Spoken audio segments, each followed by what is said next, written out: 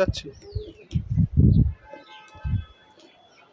Secularism নিপাত যাক, এই বক্তব্য ভবানীপুরের জায়গা থেকে দাঁড়িয়ে ভবানীপুরের প্রার্থী শুভেন্দু অধিকারীর মুখ থেকে বেরোনো, এবং তারপরে আপনারা সেই বিষয়ে হাইকোর্টে দ্বারস্থ হলেন, কি বিষয়টা? শুভেন্দু অধিকারী দোলের দিন বলেছেন সেকুলারিজম নিপাত যাক। পৃথিবীতে কি এমন কোনো দেশ আছে যেখানে কনস্টিটিউশনের বা সংবিধানের বেসিক স্ট্রাকচারকে যে মানে না বলে সে নিজে দাবি করছে এবং সে নির্বাচনে দাঁড়িয়ে যাচ্ছে? এটা কি সম্ভব কখনো? আমরা আইন প্রণেতা নির্বাচিত করছি, আইন তৈরি হয় সংবিধান মোতাবেক। যে প্রার্থী বলছে যে আমি সংবিধানের বেসিক স্ট্রাকচার মানি না, সে আইন প্রণেতা কী করে হবে? বেসিক্যালি সংবিধানের কিছু পার্ট থাকে যেগুলোকে চেঞ্জ করা যায়, কিছু পার্ট থাকে যেগুলোকে পরিবর্তন করা যায় না, যেগুলোকে বলা হয় বেসিক স্ট্রাকচার। ঠিক আছে, আমরা বাঙালি, বিহারি, পাঞ্জাবি, হিন্দু, মুসলমান সবাই যে এক জায়গায় এসেছি 47-এ, তার একটা চুক্তি হয়েছে, চুক্তিটার নাম সংবিধান। এই চুক্তির কিছু পিলার আছে, যেমন পার্লামেন্টারি ডেমোক্রেসি, যেমন সেকুলারিজম। এবার যে শক্তি সেই পিলারটাকে ভেঙে দেবে বলছে, তাহলে সে তো দেশকে ভেঙে দিতে চাইছে, সংবিধানকে ভেঙে দিতে চাইছে। বোঝা গেল? সেকুলারিজমটা ভারতের সংবিধানের একটা ফুলদানি নয়, সোফা নয়, সেটা হচ্ছে ভারতের সংবিধানের পিলার। সেটাকে যারা ভেঙে দিচ্ছে তারা দেশদ্রোহী। আপনারা জানেন যে সিরিয়াকে সেকুলার রাষ্ট্র ছিল, এখন ইসলামিক রাষ্ট্র হয়েছে। কীভাবে হয়েছে? জিহাদের মধ্যে দিয়ে, আর্মস স্ট্রাগলের মধ্যে দিয়ে। কারণ কনস্টিটিউশনের ভেতরে দাঁড়িয়ে, ভোটে দাঁড়িয়ে কখনো সেকুলার রাষ্ট্রকে কখনো ধর্মীয় রাষ্ট্র করা যায় না। বিজেপি কী করছে? ও নিজের সংবিধানে মেনে, বিজেপির সংবিধানে কিন্তু সেকুলারিজমকে আপহোল্ড করেছে, কিন্তু সংবিধানের নামে শপথ নিয়েও সে বারবার সংবিধানকে আঘাত করছে, সেকুলারিজমকে আঘাত করছে। সুতরাং এই দেশবিরোধী, ভারত বিরোধী যে চক্র, তাদের যে রাজনৈতিক কার্যকলাপ, সেটাকে বাধা দিতে আমি বলেছি যে যে সংবিধান মানে না সে কখনো ভোটে দাঁড়াতে পারে না, পৃথিবীর কোনো দেশে হতে পারে না।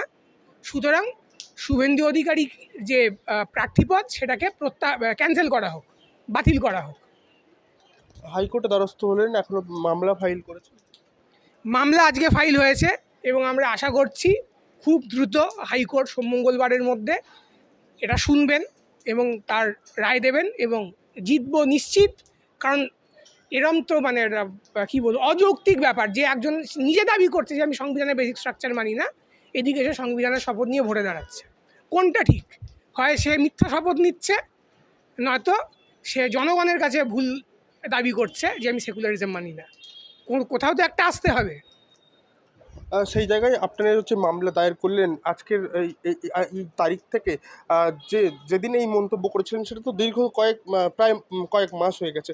তার আগে কেন মামলা দায়ের করলেন না? ঠিক ভোটের সম্মুখে, ভোট ঘোষণার পর এবং মনোনয়নপত্র জমা দেওয়া হয়ে গেল, তারপর কেন মামলা দায়ের হলো? কোথাও কি একটা ভবানীপুরের তৃণমূলের হার নিশ্চিত, মুখ্যমন্ত্রী কোথাও হারে ভয় পাচ্ছে, যার কারণেই কি আপনাদের তরফ থেকে বিজেপিকে গদিচ্যুত বা ক্ষমতাচ্যুত করতে বা ওখানে প্রার্থীপদ বাতিল করতে? আচ্ছা, এখানে দুটো পার্ট হলো। একটা হচ্ছে কেন এত দেরিতে, দ্বিতীয় হচ্ছে তৃণমূলের সাথে এর কোনো সম্পর্ক আছে কিনা।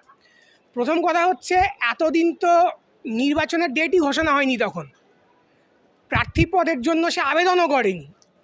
প্রার্থীপদের জন্য সে আবেদন করেছে, তারপরেই আমরা 7 তারিখে চিঠি পাঠিয়েছি নির্বাচন কমিশন। আগেই তো তিনি বিধানসভার বিধায়ক ছিলেন এবং বিরোধী দলনেতা ছিলেন, তখন কেন মনে হয়নি যে একজন আইন প্রণেতা এইরকম ভাবে?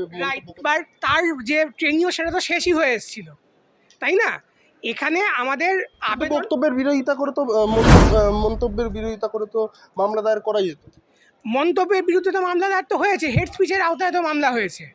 ঠিক আছে, এইবার যেহেতু নির্বাচনটা সামনে এসছে, একজন যে বলছে আমি সংবিধান মানি না কিন্তু সে প্রার্থী হয়েছে, ফলত আমাকে তো নির্বাচন কমিশনকে জানাতে হবে। এই সময়টা নির্বাচনের আগেই হওয়া সম্ভব, কারণ যে সংবিধান মানি না আগের বার সে জিতে সে নন্দীগ্রামে বলেছে আমি শুধু হিন্দুর এমএলএ, এবার আবার সে বলল যে সেকুলারিজম মানি না। সুতরাং নির্বাচন কমিশনকে বলতে গেলে তাকে আমাদের তো শিওর হতে হবে যে সে প্রার্থী দাঁড়াচ্ছে, সে প্রার্থী দাঁড়িয়েছে।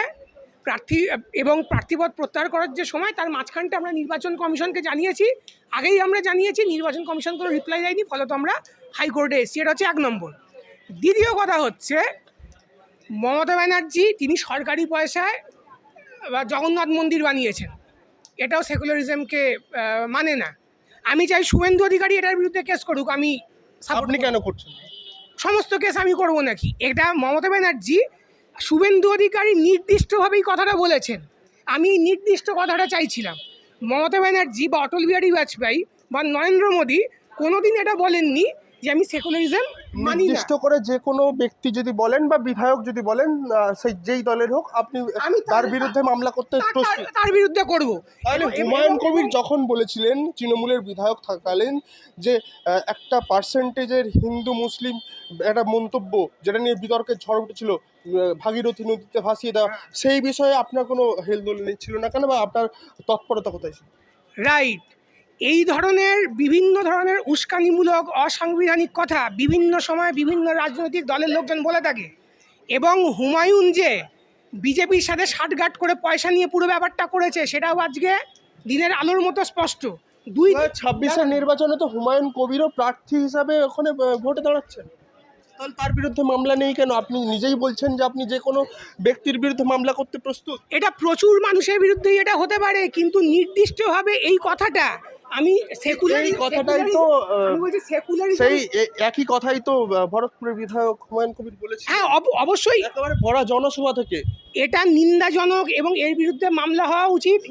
আমি আমি আমি আমি বলে নিই আগে, সেটা হচ্ছে যদি এই কেসটা যদি দাঁড়ায় কোর্টে, এবং যেটা দাঁড়াবে, তাহলে এরপরে সেকুলারিজম বিরোধী প্রত্যেকে কেস খাবে। কারণ শুভেন্দু অধিকারী নির্দিষ্টভাবে বলেছেন যেটা সেকুলারিজম হচ্ছে ভারতের বেসিক স্ট্রাকচার আর কি, কনস্টিটিউশনের, সেটা আমি মানি না। এটা নির্দিষ্টভাবে শুভেন্দু অধিকারী বলেছেন, এরকম করে নির্দিষ্টভাবে প্রচুর সেকুলারিজম বিরোধী, সেটা মিমের আসাউদ্দিন ওয়েসি হোক, সেটা হুমায়ুন কবির হোক, সেটা নরেন্দ্র মোদী হোক, সেটা লালকৃষ্ণ আদবানি হোক, কেউ এরকম স্পষ্টভাবে সহজ করে নির্দিষ্টভাবে বলেনি। প্রত্যেকেই বলেছে, ঘুরিয়ে পেঁচিয়ে বলেছে। দুদিন আগে আসাউদ্দিন ওয়াইসি এটা বলেছে, সেকুলার শাসনে মুসলমানদের অবস্থা খারাপ, এইটা তিনি টুইট করেছেন। তাহলে তিনি সেকুলার শাসনকে যদি তিনি দায়ী করেন, তাহলে কোন শাসন তিনি চাইছেন? ভারতবর্ষ একটি সেকুলার রাষ্ট্র, এর প্রত্যেক কোণায় সেকুলার শাসনই হবে। তিনি সিপিএম শাসন বলতে পারেন, তিনি কংগ্রেস শাসন বলতে পারেন, তিনি তৃণমূল শাসন বলতে পারেন, কিন্তু আসাদুদ্দিন ওয়াইসিও সেকুলার শাসনকে দায়ী করছেন। কিন্তু আসাদুদ্দিন ওয়াইসিও তার কেস খাওয়া উচিত, কিন্তু আমার কাছে মনে হয়েছে যে নির্দিষ্টভাবে তিনি এখনই কথাটা বলেননি। শুভেন্দু অধিকারী স্পষ্টভাবে নির্দিষ্টভাবে কথাটা বলেছেন, এখানে ঘোরানো পেঁচানোর কোনো জায়গা নেই। বাকিগুলোতে ঘোরানো পেঁচানোর জায়গা আছে। আমি চাই শুভেন্দু অধিকারীর এইটা হওয়ার পরে ভারতে যেই দেশবিরোধী সেকুলার বিরোধীরা যারা আছে, সেকুলার বিরোধীরা আসলে দেশবিরোধী, তারা সংবিধানকে ভেঙে ফেলতে চাইছে, এদের বিরুদ্ধে প্রত্যেকজনের বিরুদ্ধে কেস হোক। এই কেসটা আমি করলাম, এরপরেও হয়তো করব, কিন্তু এই কেসটার রেফারেন্সে আগামী দিনে হুমায়ুন কবির হোক, আসাদুদ্দিন ওয়াইসি হোক, বা আসামের যে মুখ্যমন্ত্রী হোক, বা কেরালায় বা তামিলনাড়ুতে যারা বলছে সেকুলারিজমকে করার কথা, প্রত্যেকের বিরুদ্ধে কেস হোক। এই যে শুভেন্দু অধিকারীর যে মন্তব্য, তার থেকে তো কয়েক বছর আগে হুমায়ুন কবির দাবি করেছিলেন, কিন্তু তারপরেও সময় নিলেন কেন? শুভেন্দু অধিকারীর বক্তব্যের অপেক্ষা করছে। শুভেন্দু অধিকারী নির্দিষ্টভাবে যে ফ্রেজটা বলেছে, এখানেও কোথাও পক্ষপাত হয়ে যাচ্ছে। না, পক্ষপাত কিসের? আমি বলছি তো, যে কেউ যদি শুভেন্দু অধিকারী মমতা ব্যানার্জির বিরুদ্ধে কেস করেন, আপনি তো নিজে সচেতন নাগরিক হিসাবে আপনি মামলা দায়ের করছেন, তাহলে সব দিকেই সচেতনতা বজায় থাকতে হবে এবং নিরপেক্ষতা বজায় থাকতে হবে। তাহলে এক পক্ষের হয়ে কথা বললে সেই তো পক্ষপাত দুষ্টই হয়ে যায়। আমি কি বলছি, মমতা ব্যানার্জিকে কালকে আপনি বলুন, দিদি একবার এই কথাটা বলে দিন যে আমি সেকুলারিজম মানি না, সেকুলারিজম। শুভেন্দু অধিকারীকেও তো আমি বলিনি, হ্যাঁ, শুভেন্দু অধিকারীকেও তো আমি বলিনি, আর না হুমায়ুন কবিরকেও আমি বলেছি, না আমি শুভেন্দু অধিকারীর বিরুদ্ধে মামলা দায়ের করতে বলেছি, আর নাকি হুমায়ুন কবিরের বিরুদ্ধে মামলা দায়ের করতে পারেন। ঠিক, আমি বলছি যে নির্দিষ্টভাবে এই কথাটা যদি মমতা ব্যানার্জি বা দুনিয়ার মোহাম্মদ সেলিম বা দুনিয়ার যে কেউ যদি বলে, মানে আমাদের ভারতবর্ষে দাঁড়িয়ে, যে আমি সেকুলারিজম মানি না, এবং সে যদি ভোটে দাঁড়াতে চায়, তাহলে তার বিরুদ্ধে মামলা হবে। এবং এইটা নির্দিষ্টভাবে তো শুভেন্দু বলেছেন, আমি শুভেন্দুর বিরুদ্ধে করেছি।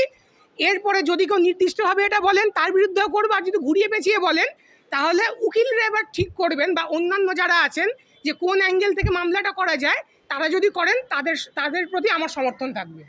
আপনি কোন দলের সমর্থক, বা কোন দলের কোন রাজনৈতিক দলের সঙ্গে রয়েছেন কিনা, আর আপনার? আমি কোনো রাজনৈতিক দলের সাথে নেই। আমার নাম সৌম্য মণ্ডল।